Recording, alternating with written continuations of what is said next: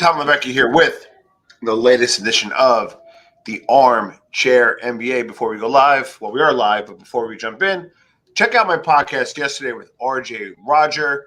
We did a full and kind of comprehensive view, although it was a little on the pessimistic side toward the economy. I called it Why the Crash is Imminent. So check that out. Also, the merch store is open.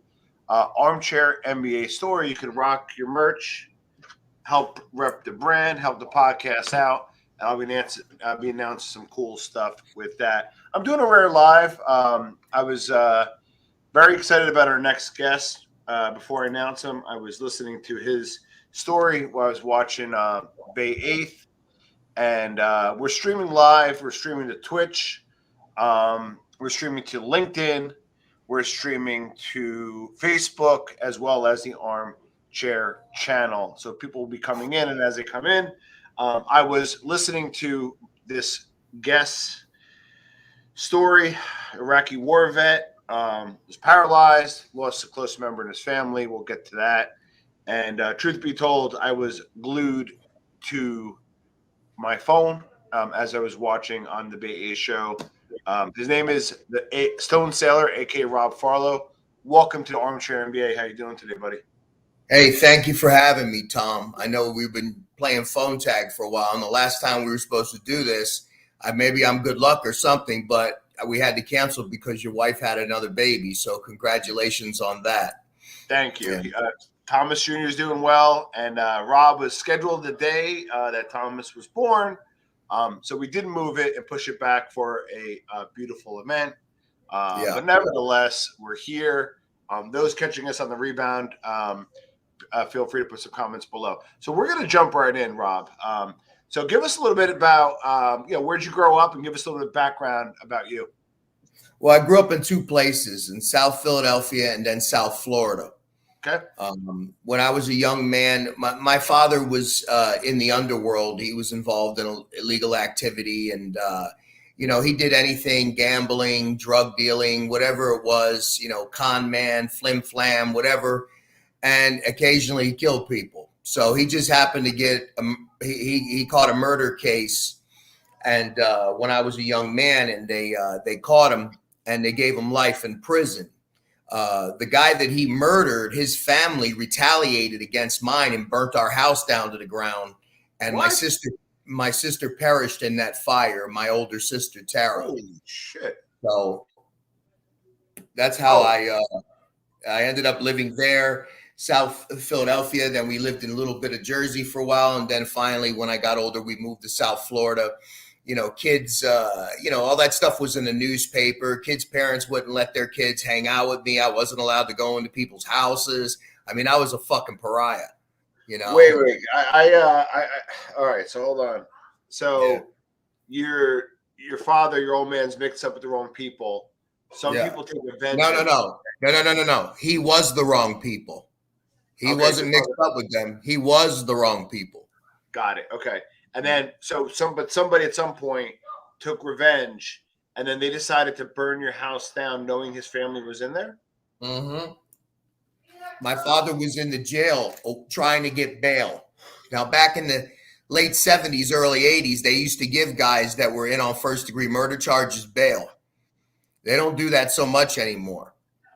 And it took them about 3 or 4 days to raise the money. It was about $150,000 back then, and this was like in the 79, 80. All right. So he ended up getting out. But while he was waiting to get out to raise the money, that person's family retaliated and burnt our row house down. And my sister perished in the fire. My mom saved my life. Did they catch whoever did it or no? Yeah, they caught them and they gave them a life sentence. And they're still in prison. From the last I probably received a letter about my mom got a letter maybe about 15, 16 years ago that the person was up for parole.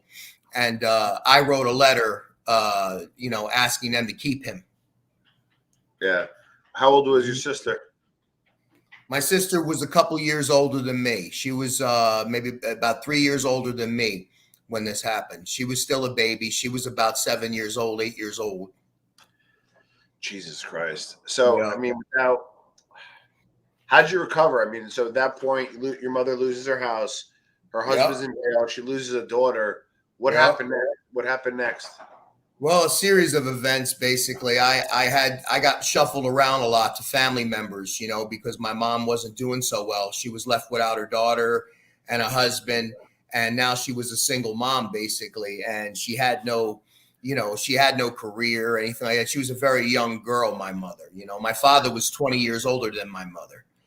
My father was already on wife number 2, child number 5. You know what I mean? So and or 6, actually 5, 6, 7, child number 7. So I mean, it was just, he lived one of those lives, and I remember, like I said, just growing up, and he was, my father was enamored with gangsters. He loved gangsters. He loved criminals. He rooted for the bad guys. You know, and he wouldn't teach me things like baseball or anything like that. He would tell me to carry a baseball bat and a glove in the, with me all the time. That way, if someone messed with me, I could beat them up with the bat, defend myself. But if a cop stopped me, hey, I'm just going to go play baseball. You know what I mean? Yeah, growing up, I was told to have the glove, like that. have the glove and the softball back there with you. Yeah, and even in the back of the car, carried over. Always have a glove and a softball. Yeah. And just stuff like that. He taught me how to hide drugs. How not to talk to the police. How not to, you know what I mean? Like everything. He taught me everything you're probably not supposed to teach a kid. He taught me, how to. Like no matter what happens, you never tell the cops nothing. I don't care the teacher. I don't care anybody sees you doing it. You fucking deny it to the end. And that was the lessons I got from him, and until my stepdad came around. And my stepdad was a major drug trafficker when he stepped into the scene. And my brother was born out of that marriage. And that was like my gift, my little baby brother, because they took my sister from me. So now I got a baby brother, and I got responsibility, and I got someone I could boss around and someone I could take care of, like my sister used to do to me. Yeah. So, and he was a major drug dealer, and he eventually got caught, and they took everything from us, and he used to hide drugs and money and guns and all kinds of shit in the house. And he would always teach me like the hiding places and just stuff like that. He was cut from the same cloth as my dad. Was there, just like many people in the life, including drug dealers, was there a high variability of lifestyles? Like, 1 week you had every bike and you guys were going to the store. Yeah. And then there was some months where like, you can't. Did you see that? You saw that variability? I used to call it feast or famine. We either had a lot of stuff or we had nothing, and in the end, when they eventually got him, when they start bringing those drug laws in place, and they got him, and then they got my cousin too, who was a big trafficker. The cops took everything. The DEA took the home. They took we didn't have much anyway, but they took everything. And my mom, once again, we were living with my grandmother and bouncing around in trailer parks and shit. Yeah. Wow.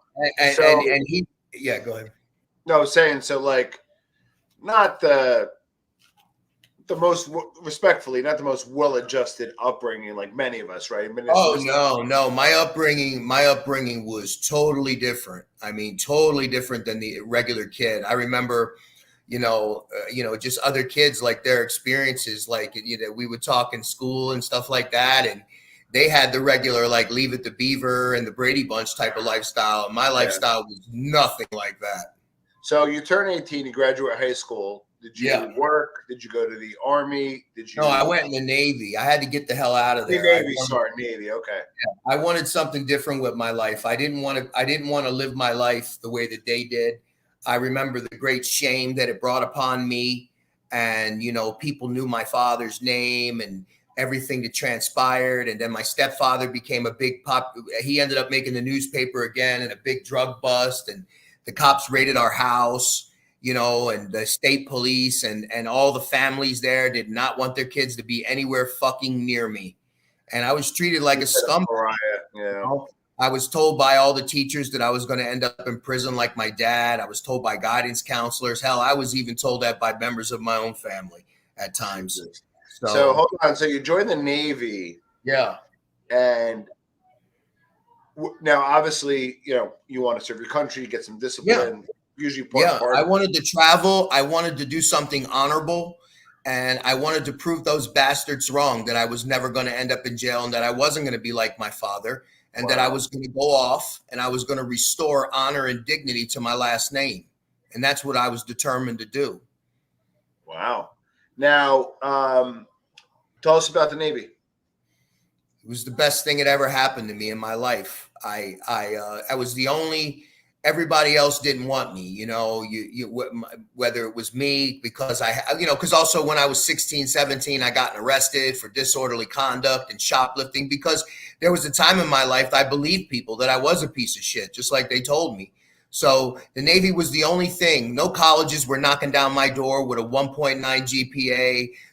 I wasn't mechanically inclined but I was physically fit and I was a wrestler and I was a standout wrestler and I loved physical fitness and I loved training and I loved learning martial arts and things like that because I wanted to, defend myself, especially because of a lot of times I grew up in a home where there was a lot of domestic violence and a lot of drug abuse. And I didn't like my brother seeing that. And I didn't like my mother being hit, but I wasn't big enough or strong enough or skilled enough to stand up to the man in her life. So I in high school, I got involved in wrestling in ninth grade. And wrestling Oh, was the first time I started like developing my body and learning moves and techniques and stuff. And I was starting to get really good at it. So that prepared me for the military. So okay. So you're in the Navy. in the Navy, What was first, the first action you seen? Like, was it Iraq well, or just walk us through that? no. Well, the first thing, let me tell you what they had in store for me. I joined what they call an undesignated program, meaning I joined with no job. I was happy to just get in. You know what I mean? If they would have had me sweeping floors and unclogging toilets, I would have been happy to do it. Well, they saw something in me that nobody else saw. I didn't even see it in myself. And when they saw that, they said, "We think that you would be a great fit to be a military police officer." And that just blew me back because I was like, "What? Like, holy Wait, shit, you me?" were you were an MP on the jump? I came in originally. I was an airplane mechanic. Oh, okay. I was gonna All say, right, okay. but I wasn't. Okay. Yeah, I was an airplane mechanic originally. But what they did was, since I wasn't very mechanically inclined, they put me out to the front where all the people would come and order parts, and my chief and everything. They would all be like, "You're such a personable guy. Like everybody comes in here, you're always smiling. You're always." Because I'm like, I don't know. I just have that. I'm from Philly. I have that personality. I get to know Yeah. everybody. Hey, how you doing? What's your story? And a lot of the the higher ups would come and they would get compliments on me like that guy's really good. He gets parts, he gets things done quick, he does all that. I couldn't fucking fix an aircraft, God forbid. You know what I mean? So basically from there, I was within about 2 years of my service when they said, "Hey, there's an opportunity for us. We want to build up Navy security as security forces, and we think you'd be a great fit for this. Would you think about staying in the Navy longer than your 4-year contract if we were to give you this?" And I said, "Sure." Nobody was offering me any money to come back home. The Navy offered me $10,000. You know what I mean? It might as well have been $1 million for me because I re-enlisted for like another 5 years to become an MP. Wait, hold It on. was, To become an MP, is there like a separate police academy internally that yeah, you go yeah. through? Yeah, you got to go through a screening. You got to pass the screening and all that. The same type of thing. It wasn't just like they put a badge on me. You Yeah. know, I had to do. I had to. Well, my test scores were good. I had to do a physical and a more in-depth eye exam and hearing exam, and I had to do a psychological, which by the grace of God I passed. And then I was recommended to go to the police academy, and from there I went to the Navy Police Academy in Lackland, Texas at Lackland Air Force Base. That's And the NCIS, right? huh? That the NCIS? No, NCIS is an investigative body Part of of it. the Okay. it's a civilian side of it's a civilian law enforcement agency that works hand in hand with the Navy security Okay. force. Got All it. right. So, I mean, if you got some big ranking officers or civilian contractors that are corrupt, the NCIS will grab them because they don't have any rank. They don't have any rank in their chain of command. They're federal officers. So we used to work hand in hand with them later when I became an investigator. Now, how did it feel kind of being on the other side of the law for a while growing up? Not that you were a bad kid, but, you know, having mentors, or not mentors, but parents, and, you know, yeah, you're kind of the other side of the fence for a while. Yeah, it helped me tremendously. Now enforcing the law, how did that, you know, it helped me tremendously because when I got to the Navy Police Academy, I already knew where all the drugs were hidden in the scenarios. I knew how to hide dope in a car. I knew if someone's fidgeting with their pocket, they probably got a knife on them or a weapon. So when I was going through all these training scenarios, they called them crimes and crises.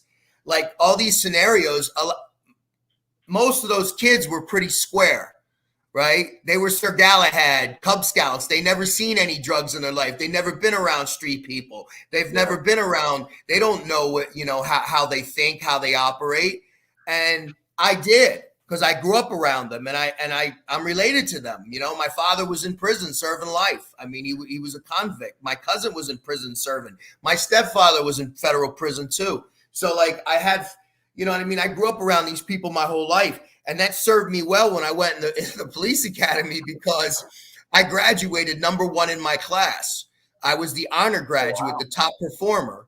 And that was the first time in my life there was actually serious people like walking around with all these medals on their chests and their white, you know, officer uniforms. And they were giving me these like certificates of, you know, of command, you know, letters of commendation and things like this from serious, important people. And they're telling me that I was the top person in this class and that I was like really, you know, the best student they've had. And I was like, I thought they were joking at first. I thought they were putting me on. Like I thought Ashton Kutcher was going to come out and say, you're punked, you know, because nobody ever told me anything like that. No one told me things like that. It was very awkward for me to hear that at first. So you were there during the Iraqi conflict. No, this was before the Iraq conflict. This even before. Okay, so I want to, because we got a lot to cover. I don't want to rush you. We got a lot to cover. Kind of bring us through a little bit on. Again, this is why I avoid lives. 230 people watching. We're streaming on a few different platforms. It's being embedded on a lot of the sites, so the numbers are a lot higher than normal. I'm using a service. So what happens is it's in being embedded and being streamed on a few different sites, right? So if you go on the site, you can see it. You can't comment. So that's why the numbers are a little inflated and the ratio for commenting is low. So, and again, I'm just going to block. Well, you're the MBA, so you just broke it down. You just broke down the statistics. Yeah, it's not any like witchery. It's just I'm using a service that embeds it in different sites that are related to certain verticals.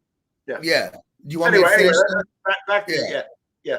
They because of I was first in my class, I was offered a specialty.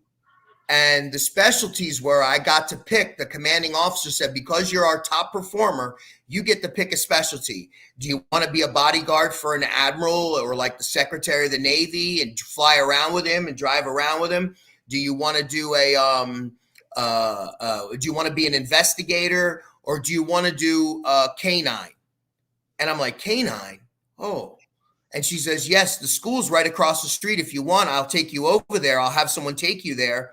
You could watch the demo. They're going to do a canine demo, and you can watch it. And if you want to go to that school, then just tell me and I'll enroll you. So they took me over to the school, and I watched the demonstration, and I saw this Army guy, a young man, come out with a pressed uniform. The creases were so sharp, you'd cut your hands on it.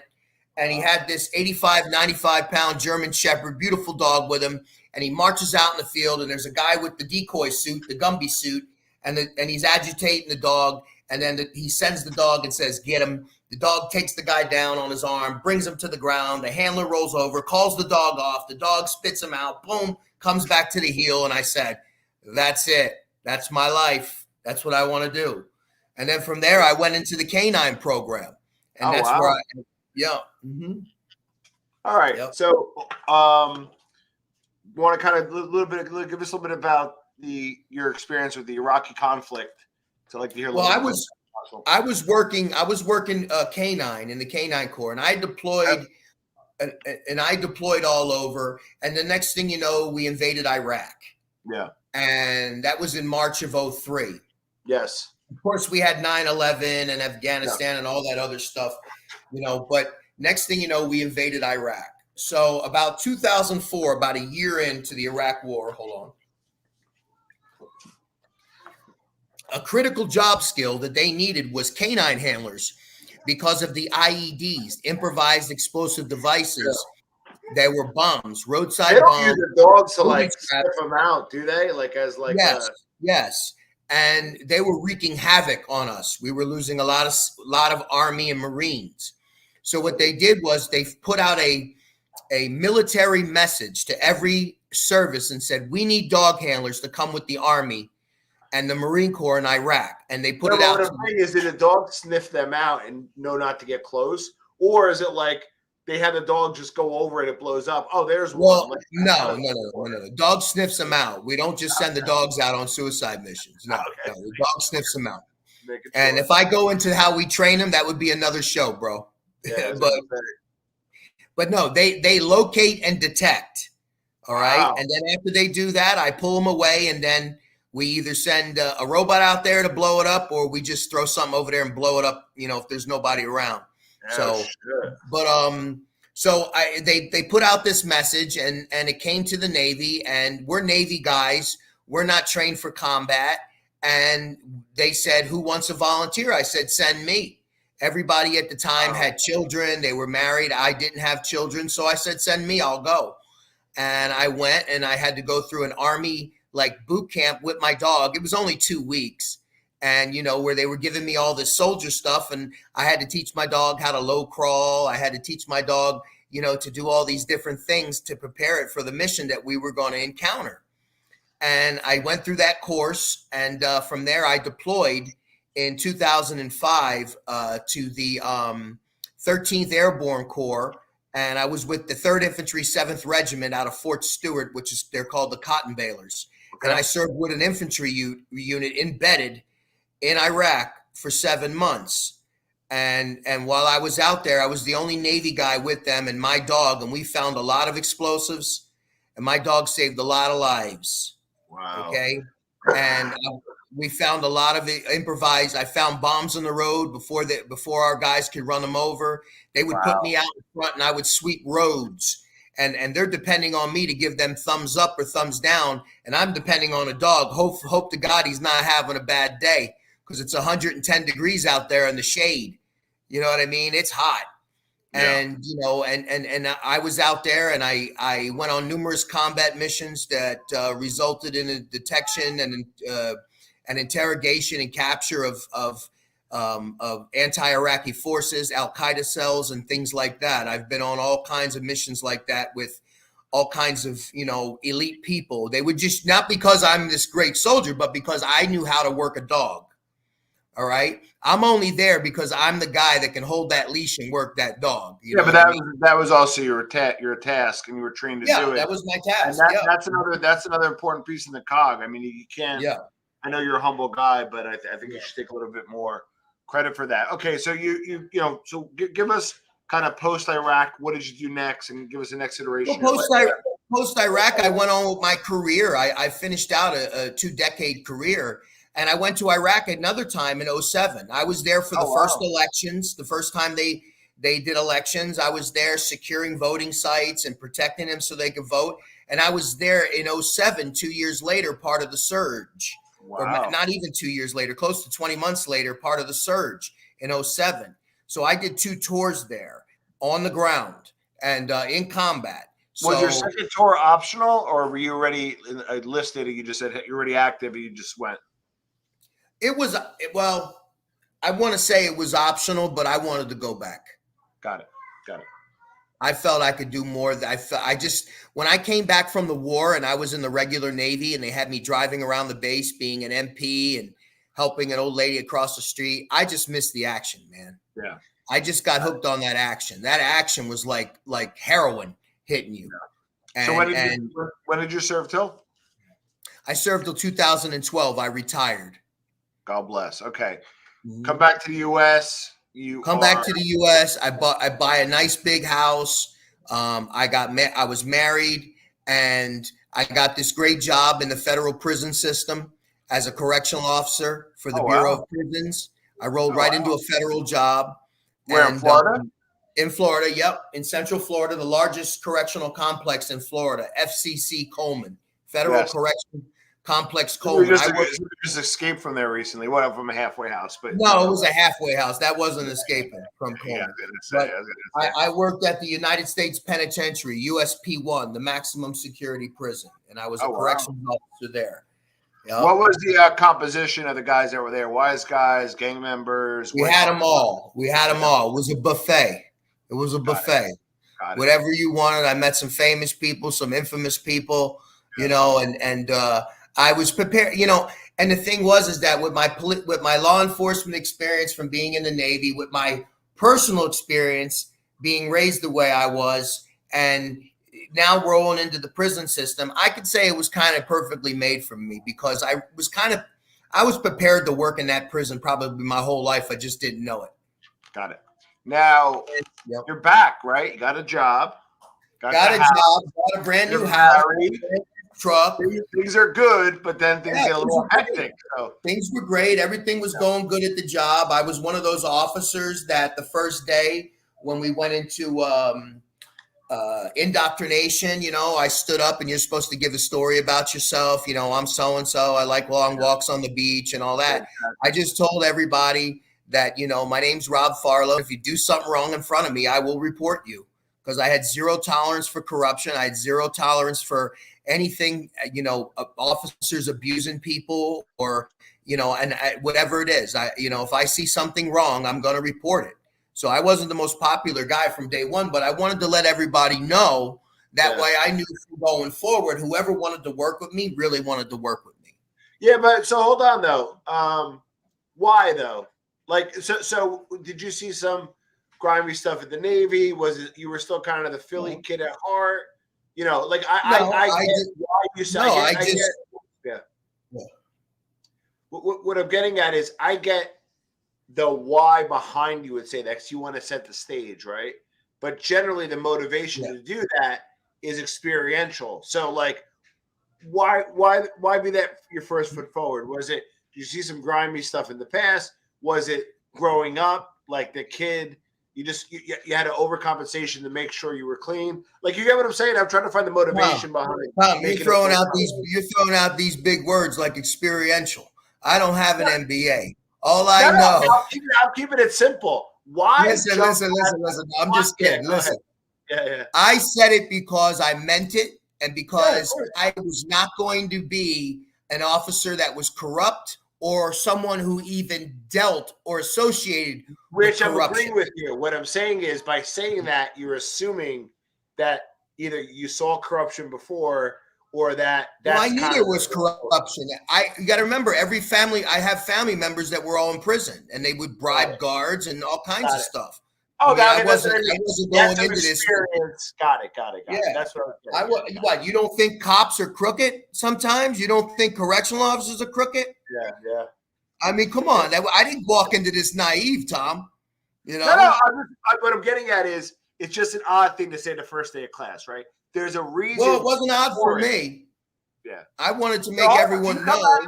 You come out of the gate. You're Squeaky Sally. I got it. What happened? Yeah.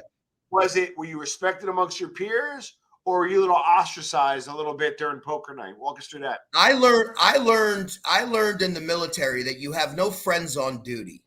Got it. I could give a shit what any of my peers say. Could care less, because they're just associates. They're not, you know what I'm saying? I went there, I did a job. I tried to do everything that I could. If it was within the rules to help, I did everything I could. If there was something against the rules, I didn't do it. If I saw somebody else breaking rules or abusing somebody, I stopped it, and then I reported it. That's how I roll. Were you liked?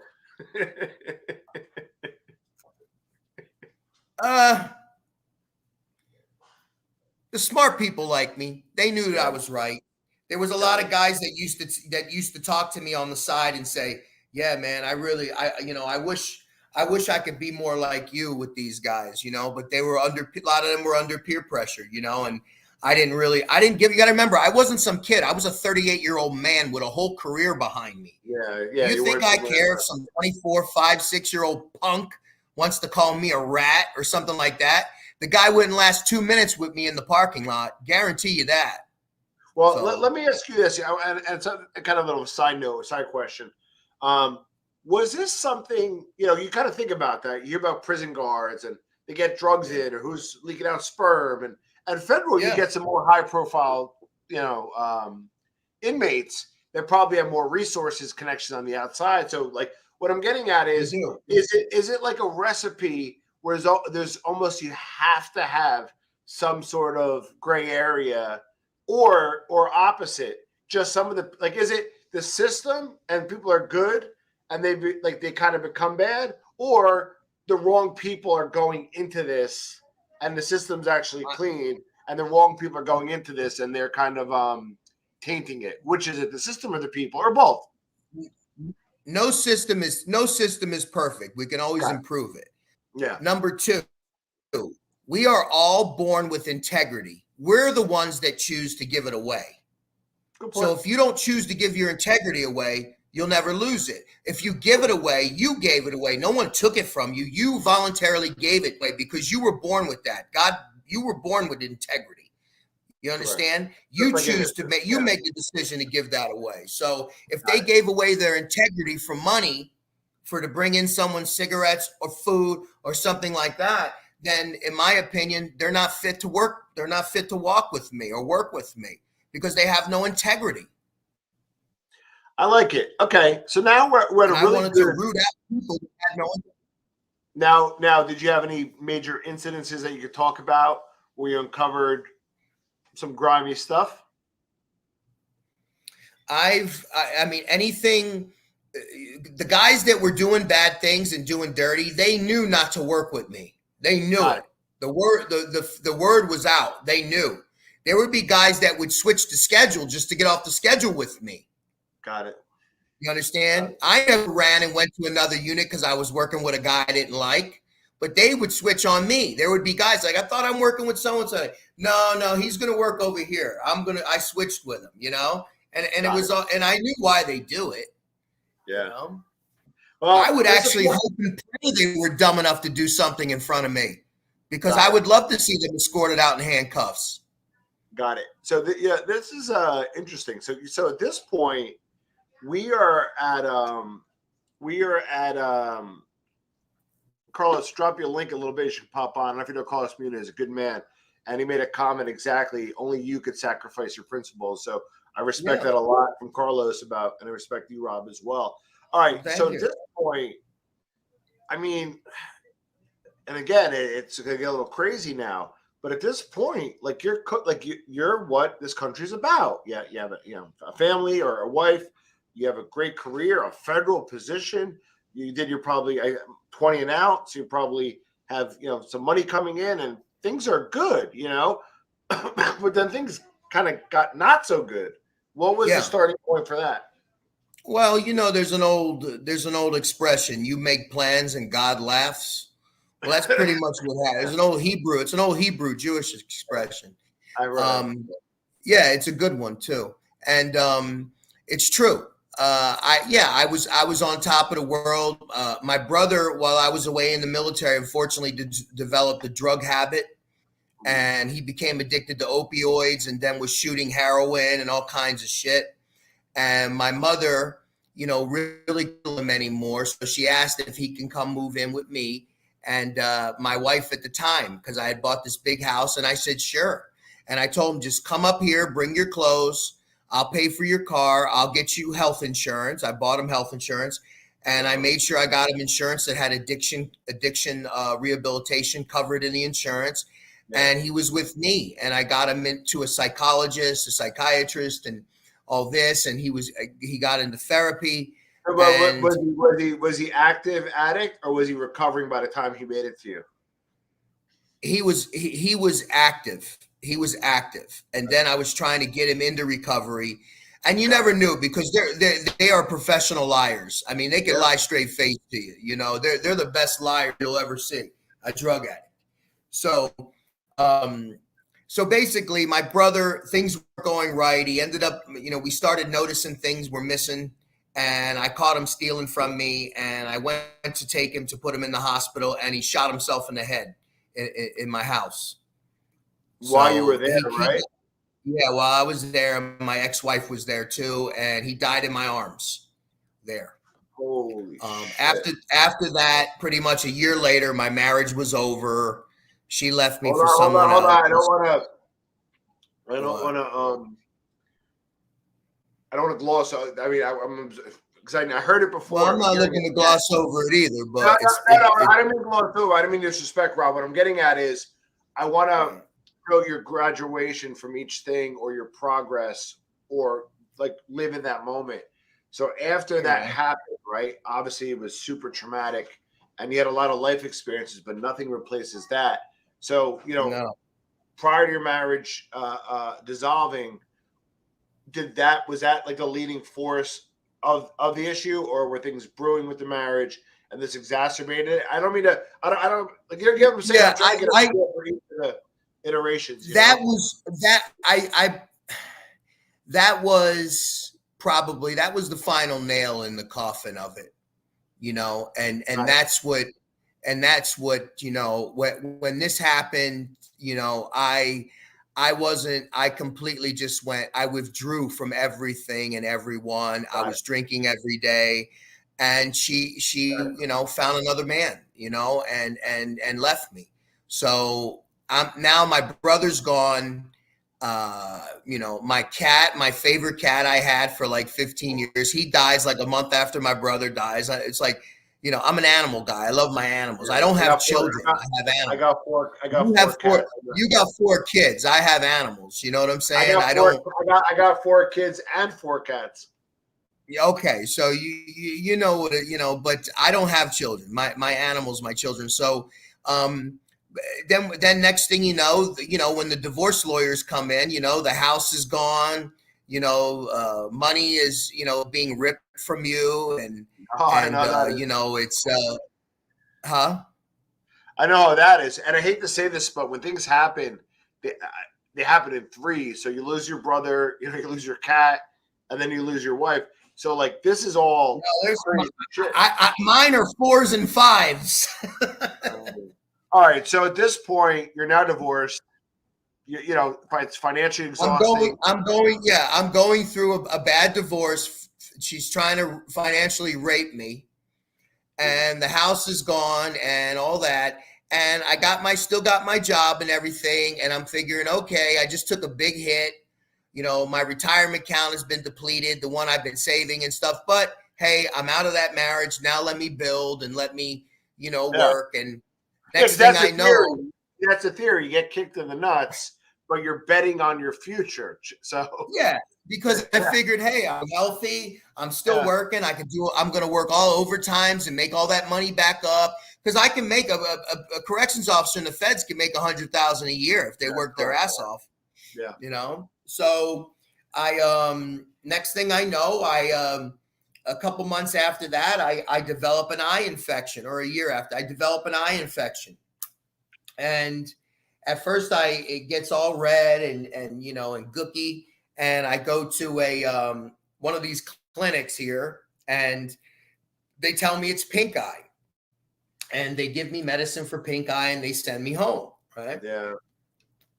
Then a couple of days later, it's blood. Now I got blood coming out of my eyes, right? Like it's The Exorcist.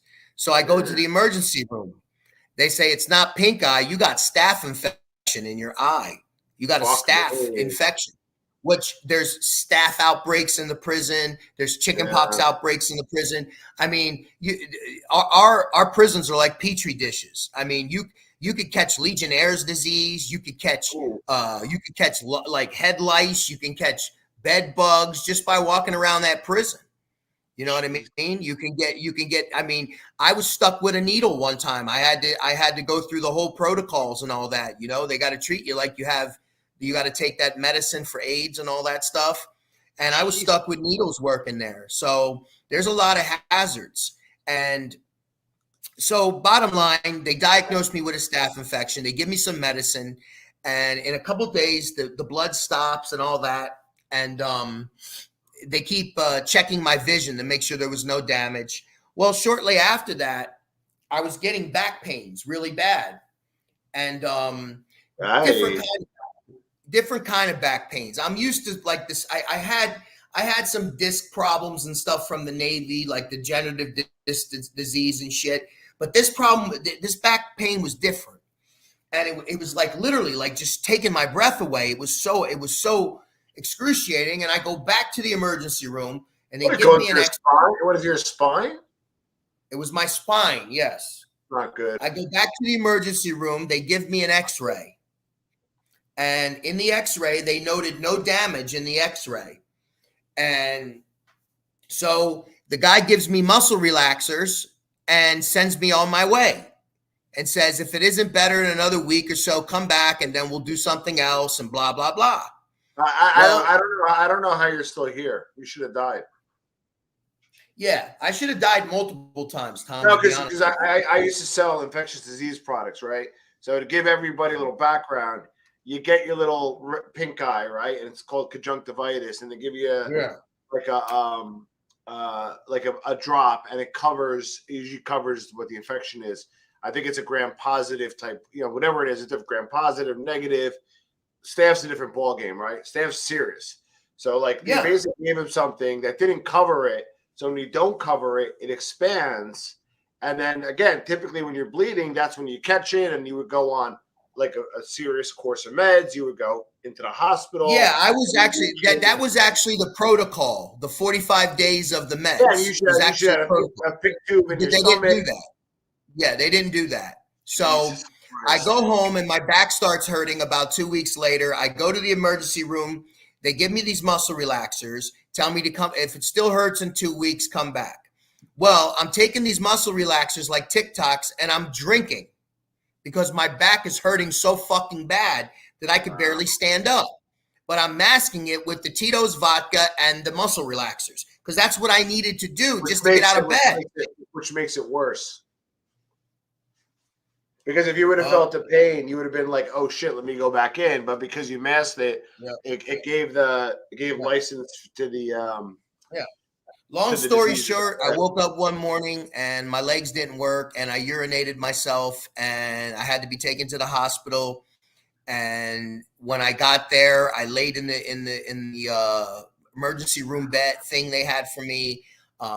They were poking me. I didn't feel anything. I couldn't pee. My bladder was getting friggin' just completely bloated. I couldn't pee. They had to catheter me straight into my little cannoli, and they cathetered me. Hold on, I hate to interrupt you. I copiously listen, and I try to absorb, and I can't even understand what you're going through, but I try to understand. What did it feel like? It gets better. Well, what did it feel like when they were jabbing you and you didn't feel it? Honestly, I thought in my crazy mind that I took too many muscle relaxers and I had an allergic reaction. And in my crazy mind, because I thought I was indestructible, I thought they were just going to give me a shot and like everything would come back and I would just leave. Right. That's how fucking crazy I was. Jesus. So what happened next? Like when you at that point? Yeah. So now they want to x-ray my back. And I'm like, I just had an x-ray like a week ago, and they do give me another x-ray. And then finally this young doctor, and he sees I have an Iraq war veteran bracelet I wear. And he sees my bracelet, a young guy. He had this like Tom Cruise Top Gun like thing with the shades. Sure. And he comes in and he's like, where were you at? And I told him where I was and who I was. And he says, yes, I'm a Naval Reserve commander. I'm a doctor. I just got back from Kandahar. I was there for a year. Oh, wow. And he said, I'm going to take care of you. I said, thank you.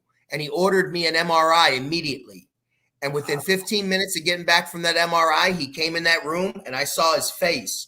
And he was nervous. And he said to me, I have to get you on a helicopter right now. You have an abscess in your spine that is inside your spinal cord. It can only be seen with an MRI. and I have to get you there. And I'm thinking, oh my God, he's like, I have to get you there now because you're going to lose everything from the waist up if I don't get Yeah, you there. if that bursts, you're donezo. Yeah. So next thing I know, they got me. They're wheeling me immediately. I'm out. They're wheeling me to the emergency room, and they have all the doctors waiting there. It's just like an episode of ER. You know, they're all there with the masks and everything, and they wheel me in. And then the one doctor had his bandana on or whatever, and and he looked like Richard Dreyfuss from Jaws. He was like a redhead. He had his little red beard, and he was short and he was bald. He looked like Richard Dreyfuss to me. And he comes over to me and he goes, Mr. Farlow, I'm Dr. So-and-so. You have an abscess on your spine. You will never walk again. You will be able to live a regular life. I have to dig into your spine and I have to cut all that and drain all that damage out of there and blah, blah, blah. And I'm just sitting there. I'm like, I just can't believe what he's fucking saying. And as he's saying this, I have the anesthesiologist, a lady, asking me how much I weigh. And I said, give me as much as you would give an elephant because I don't want to wake up. I want to die. Wow. And as soon as I started screaming that, they immediately wheeled me in. They stuck they stuck that chemical, the medicine in the IV drip, and I fell right asleep. So they got rid of the abscess. They obviously had to treat you for the infection. Yes. I woke up the next morning with a tube down my throat, a tube in my rear, and a tube in my penis. And he was there again telling me that I was never going to walk again. Okay. And from that point, I was told I would need to have assisted living, that I was going to go live in a veteran's home, where I have round clock care because I had to wear diapers and I had to do all this stuff. And, I was never going to have a regular life again, that I was paraplegic, and wow. And then, so like, again, what was the first thing you did? Like, so did you have some support? Did you stay in a rehab? Like well, number one, that doctor was sent by God. For those people that are absent of faith, that doctor noticing your wristband is why you're here. And you have like idiots like me who need to really appreciate each and every day for your service, for your fortitude, and to be honest with you, for sticking to all the shit that you went through. Like you can bucket each individual. I don't mean to. And I'm sorry, Rob. But you can bucket each individual thing, and these are things that jam you up for life. So, like, number one, just you should be proud, right? So what happened next? So you had to change your life again. You had to alter your life again. What happened next? Well, at first I went in I had to stay in the hospital for 90 days. They had to put me on in an infectious disease ward. They had to give me these antibiotics around the clock. Yeah. Through an IV. They can only be administered through an IV. 2 different types of antibiotics every day for 45 days, full spectrum, whatever they call it. And I had to do that. Then I had rehab. That was in the hospital. They gave me like these physical therapy. Bottom line, when all this was going on, I basically, I sat there all night and tried to plan my suicide. I was trying to get someone to give me a weapon, to get some extra pills, to squeeze the IV and push air into my lungs or in my heart to kill me. I was planning my own death, all while cursing God, saying, why don't you just finish the job, you motherfucker? You know what I mean? All while my sister's gone, my brother's gone, my wife's gone, my job's gone, everything's gone. My new truck, gone. I just bought it. I had a Jeep Wrangler, gone. Had to get turned right back in. I'm like, everything, the house, my cat. I'm like, what else? My legs, come on, you motherfucker. And that's what I said to him. And I challenged him. So when you finally got out, when you finally got out, I was guessing you're in a wheelchair. Where did you first live out of the gate? What type of support you get, and then how did you even have the strength to start to convalesce? Well, I was, well, first when I got out, I had round the clock care. I had physical therapists and all that. Yeah. And then I was able to come back home and, to have round the clock care with caregivers. And I wasn't, you know, I was on so much pain med. They gave me so much pain med. I can have it whenever I wanted it. It was like, just like, give me two more, give me, reorder, refill. They were giving me as much as I want. I could have, they didn't, they knew my life, wasn't that. I was trying to end it myself. I was just hoping, I didn't want to do it like my brother did. I was just kind of hoping that somebody else would do it for me. You know what I mean? I didn't want to do it myself. I wanted someone to do it for me. So I walked around with a big chip. Well, I didn't walk, but I had a big chip on my shoulder. You know what I mean? And I was taking up the, I was paying nurses off to smuggle me alcohol like I was in prison. I was bribing the guards. I used all my prison skills to get contraband in the hospital, whether it was a McDonald's fucking cheeseburger or a bottle of Tito's vodka. I was bribing the CNAs. I was giving them 20s and 30s, like whatever. I would have somebody get me cash, use my ATM card or whatever, and I would get it, and I would cash app them. You know what I'm saying? Because you could cash app. I was just trying. I was like I was living in prison. I was living penitentiary rich in the hospital because I was eating, because they keep you on a diet of like no fucking salt, no sugar. Oh, by the way, I found out also I had diabetes too. That because add that to the list. Yeah, that contributed to me not fighting that infection. Correct. It makes my sugar was out of control because I was drinking. I was drinking heavily. And so I'm waking up and they're putting insulin shots in my belly too. I'm like, what the fuck is this? I didn't feel it, but they were like, oh, your sugar was like through the roof. So they had me on all these strict diets, but I was using my connections and I was getting contraband into me because I didn't give a fuck. I figure I'm going to die anyway. I want to die happy with a Snickers bar. You know what I'm saying? So typically the turnaround begins up here, and then it's mind over matter, which you had a lot of matter to overcome. What? Yeah. And I'm guessing, obviously, the transition was obviously really difficult, but you started to turn it around. What was that like moment or that watershed event? It all happened, Tom. Oh shit! You know what? It all happened. It all happened the day I was introduced to this. God's true medicine on this earth, cannabis. So was it to replace painkillers? Was it just to relax? I had a friend that I allowed to see me because I didn't allow many people to see me, not to include my own mother. I didn't want people to see me like that because I'd rather have your envy than your pity. You understand? So I don't want your pity. So I didn't want people to see me. I was once strong. I lifted weights. I'm a black belt in jiu-jitsu. I was a wrestler, all this stuff, all these physical, accolades that I have. And now I was reduced to a guy wearing a diaper, crapping himself like a baby. So I remember seeing my buddy and he was like, I allowed him to come see me because they said he would refuse to leave the door. And he came in and he's like, why don't you try this? I rolled one of these for you. I'm like, I don't want that. Those are drugs. Meanwhile, I got all my Percocets and, and everything. I'm like, those are drugs. I don't want those. Get those out of here. Yeah.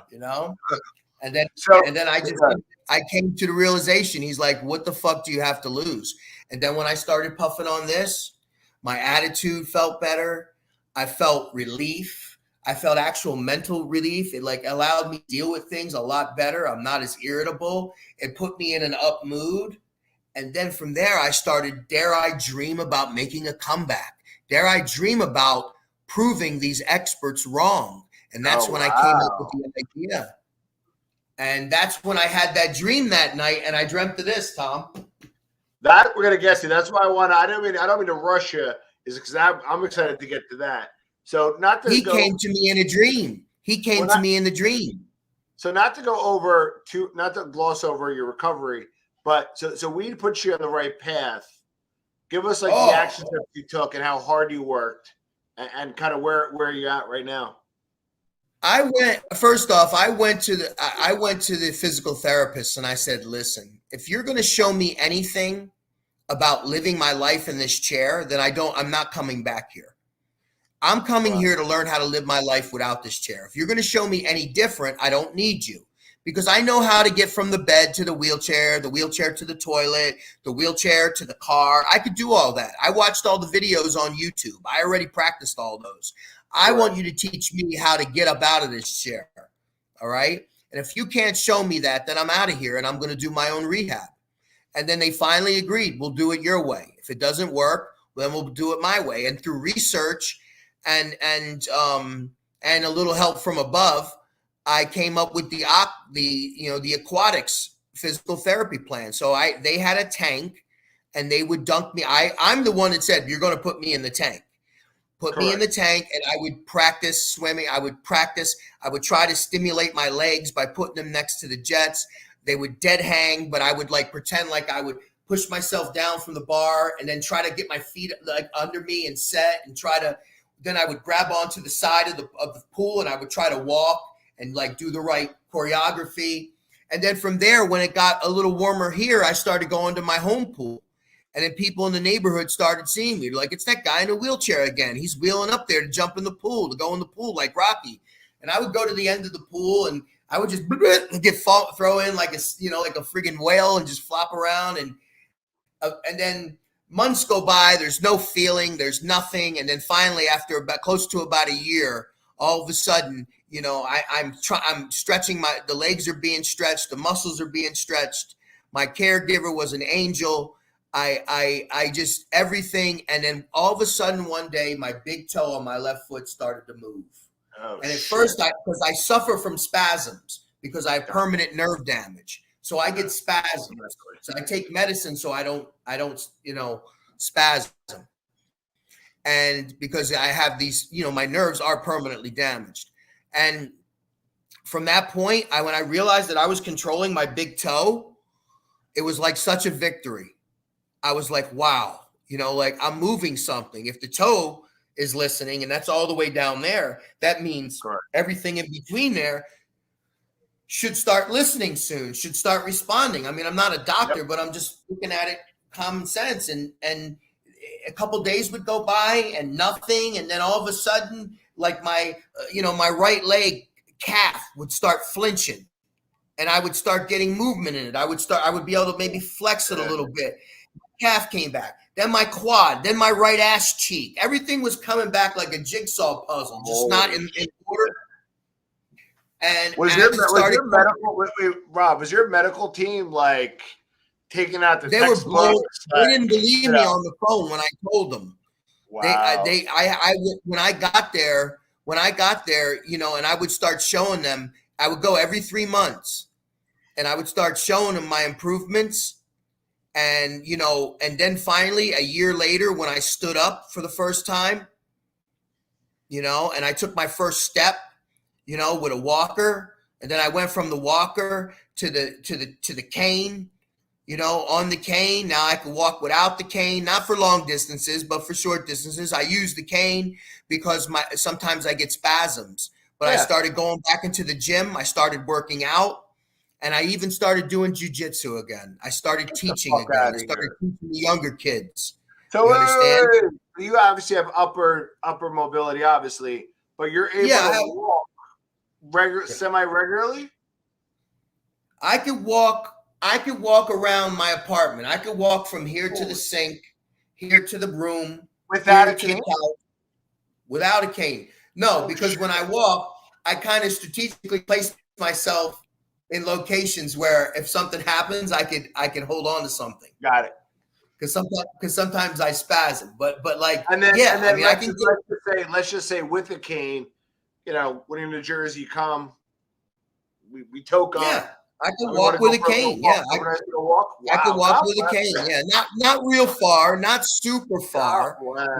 Not super far. The fact that you can even go 5 feet is a big deal. And the thing, I did it one small step at a time, and I started videoing it, and I did it, and I used the pool. I used aquatics. I would go to the little end of the pool, and I would do squats When I started getting power back, I would do the squats.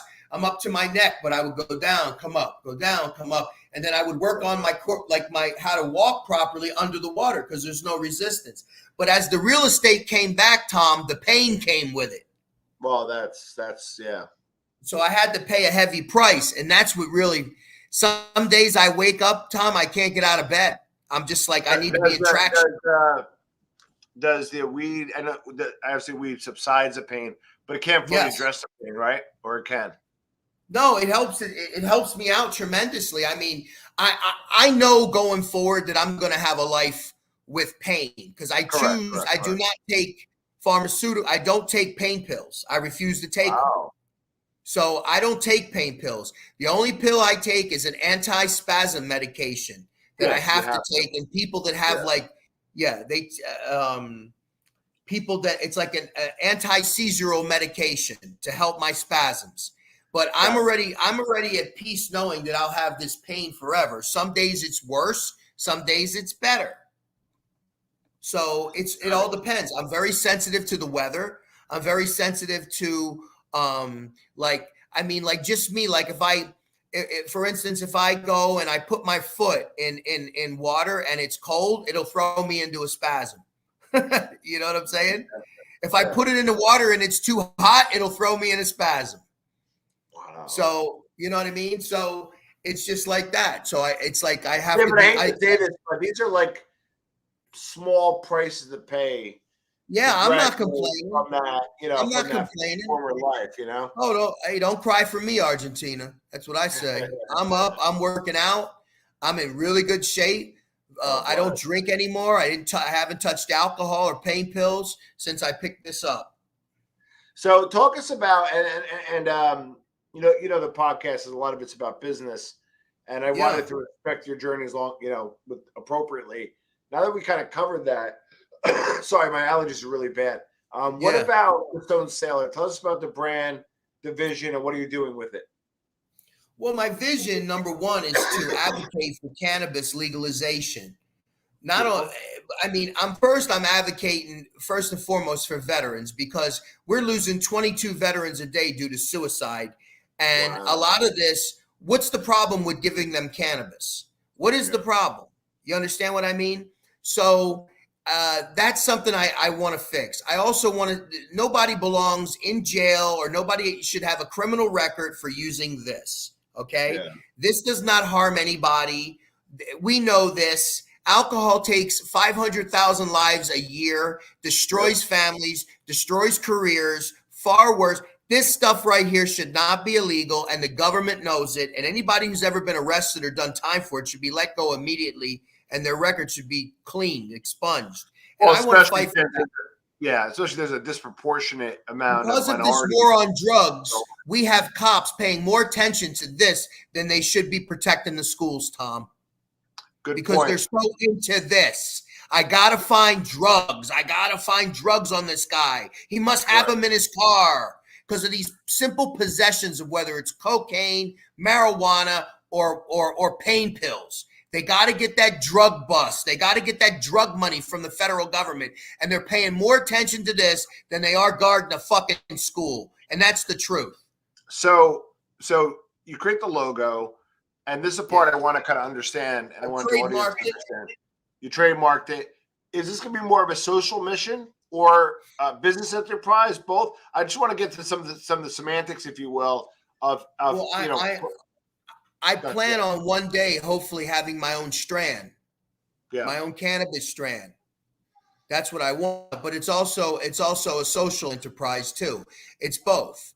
I want the Stone Sailor. I want this logo when I dreamt it in my head to become synonymous with cannabis worldwide. Correct. And that's why this is there. So I want my own cannabis brand. I would love to open my own dispensary, but you need a lot of money to do that. So. The Stone Sailor. With your story, I know New Jersey is expensive. You're looking like you need like 900 cash liquid just to do it, but there's no shortage of investors. I would, and I'll promote the shit out of this. If anybody's interested in investing or supporting Rob in any way, I don't see you having a lack of investors because of your narrative. Right now, it might be hard to set up a dispensary right away. A lot of barriers, entry, state laws, and stuff.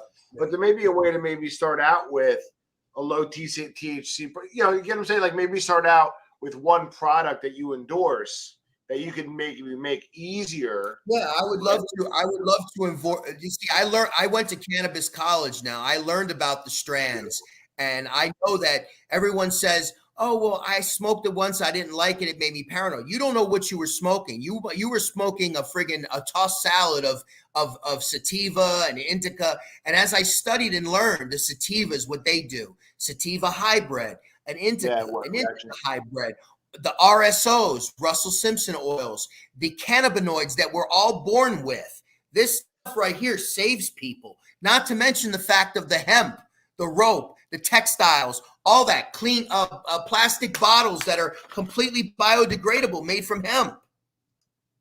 What other than money, what does it take to start your own strand? It's not that easy, right? I don't know. Mike Tyson has seemed to have cornered the market on that. I would love to get next to the champ and talk to him. Nice. So right now, what are you doing to get the word out there? You have your podcast, your show. I'm going to put a link. My podcast. I'm doing podcast show, and now I've also entered the world of professional wrestling. Tom, I'm a manager and an announcer. Oh wow! Yeah. Oh, wow. If you look, I'm managing pro wrestlers. I'm the guy on the floor. I'm the guy who cheats and does everything to make sure my guys win. You understand? I talk for them. I manage their money. I do all that. I am the Captain Lou Albano. I'm the Admiral, though. I love it. He was the captain. I'm the Admiral. So I'm a professional wrestling manager. Well, you know what? Is this Ron? Oh, hey, Ron's a good man. Hey, Ron, I'm glad you're checking this out. We got a comment from LinkedIn. Can you comment on Ron's a good man, a friend for my corporate life, just a gentleman. Can you comment on cannabis-induced psychosis? Did you ever hear Tom, of that? I'll let you know, Ron, after I finish this joint. Why is there a belief that it does create psychosis? First of all, do you believe in a drunk alcohol poisoning and death? Look at the numbers of that compared to somebody who had a cannabis psychosis. Ron or Ran? Is your name? No, Ron's a good dude. He's like I don't think he means. I don't think he's not like one of our. Yeah.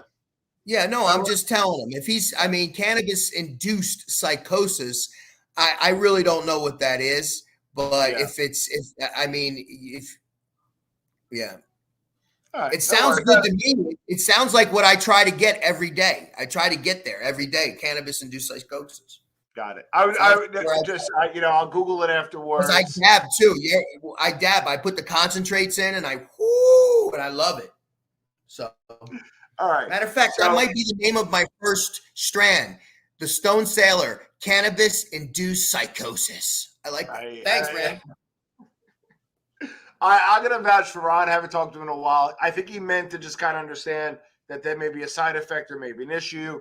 You're because you went to cannabis college, learn about like the kind of the entomology, the chemical aspect. That if there might have been an incident, you might have been aware of. So I don't think there's any ill. No, I'm not. I'm just answering it back. I think even if there is a cannabis induced psychosis. There's people in this world that drink freaking Drano and liquid, plumber. I mean, does that mean we should not sell those products on the street? I mean, I don't know. Like, I mean, cannabis has never killed anybody, as opposed to tobacco-induced psychosis or alcohol-induced psychosis or pain pill from a doctor-induced psychosis. So I don't, you know what I mean? Yeah.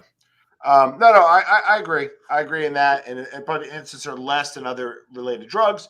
But I was just wondering. I'm going to check that out as well, just out of curiosity. So, what's next for the brand? What are you specifically? Like I like the brick by brick strategy. You got a few different angles to do. But what are you working on, like right now, today, and next for the Stone Sailor brand? Right now, I'm working on. Well, first off, I'm looking at putting together a show with my man from Nebraska. Okay. Beautiful. So I'm looking at putting a show with him, Okay. and also I'm trying. There is going to be a couple different interviews I have coming that are supposed to be coming down the pike, and one's for Good Morning America, and one's for a Netflix special that I Oh was wow. told that they want to interview me for. So yeah, Now, that's and in my professional wrestling. I'm just there's going to be an event next month. I don't know where it's going to be exactly, but I'll be working that event and managing some guys, and trying to break into that. And now, everything else. I just have fun every day. You know what, Ty? I wake up yeah. every morning and I just try to have fun. I live my life. Yeah. You listen. You never know what you got till it's all taken from you. And Well, I just know to get up. Yeah. but what I'm saying is, Yeah. sorry, go ahead. I didn't mean to interrupt you, Rob. No, every morning you get up and get out of bed, it takes a million miracles to happen between your neck and your butt, that spinal cord. And I'll never take those miracles for granted ever again. That's for sure. So Well, I got to tell you, you're an inspiration. Your story is an inspiration. I was really looking forward to having you on. I had high expectations. You exceed those expectations. You're motivating to me as a father, as a human, obviously, and just I gotta appreciate more because there were things that you dealt with that nobody could ever deal with, and you're not only surviving but you're striving. And for the business perspective, if you want my 2 cents, is I would focus in on the social, right, and the awareness, but then I would maybe hook up with maybe a branded Stone Sailor product that's related to could be I'm making this up a roach yeah, I clip, got a you. pipe, Yeah, accessories, just so yeah. because I want to support you, right? I want to support you Well, I right now. had my stuff. My stuff is my shirts are on Mob Swag, my Stone Sailor gear and shirts. But Okay. we talked about that earlier. We don't know if that's still in business as of yet. So Okay, so what I'll ask you to do is I'm going to drop a link or attach. I'm going to drop in the comment section for those that are watching. I'm going to put a link to your to YouTube, so obviously they can find you there. thank you. They can follow Yes, you, and then you're my yes. text. You call me or message me. The next products that you're out there. Not only will I buy a few, I'll do a nice little giveaway. On top of Well, it, I thank you. think that's your play, and I would get involved with the accessories that are related because right now it's the barriers to entry are high to have Yeah. your own THC strand, right? To get a Yep. dispensary, there's a lot, and you get investors, and when you're investors, everything it sounds great, but some dude gives you 10 grand, and they think you own it, right? So, my Yeah. recommendation right now is keep creating awareness of the brand, which you're doing, right, brick by brick, and I would have like an accessory or line of accessories that not only will I get my best weed or whatever it is, but I can smoke it in my official Stone Sailor stuff. So whatever I can do to help you, let me know, man, and I'm here for you. Well, Stone Sailor. I'm going to give you a box of Stone Sailor condoms then, because I don't know if you're going to have any more kids. So maybe I gotta get I'm just kidding. you are That was not. a joke. I appreciate the advice, buddy, and definitely I'll call you offline. I know you got a lot of knowledge about that, about starting businesses and stuff like that, and entrepreneurialism, and Yeah, I and can definitely use some of your advice. and whatever I can do. So shout out to those watching on Twitch. Ron, hello again. Email me, Ron, Tom and New Theory, to the people that are watching on LinkedIn. Those people that watch that were syndicated, I'm going to get so much crap. You don't have as many likes and views. It's called syndication. I can get into that, but again, I'll probably get email. It's like you can't even do anything right anymore, right? You try to do something innovative and you get shit for it. You probably know that because what I believe what you're doing is innovative. You got a great story, you got a great narrative, and Rob, I wish you all but the best, my man. Thank you, sir. So check out the Stone Sailor. Put a link below. And Rob, thank you for being on the Armchair MBA. My honor.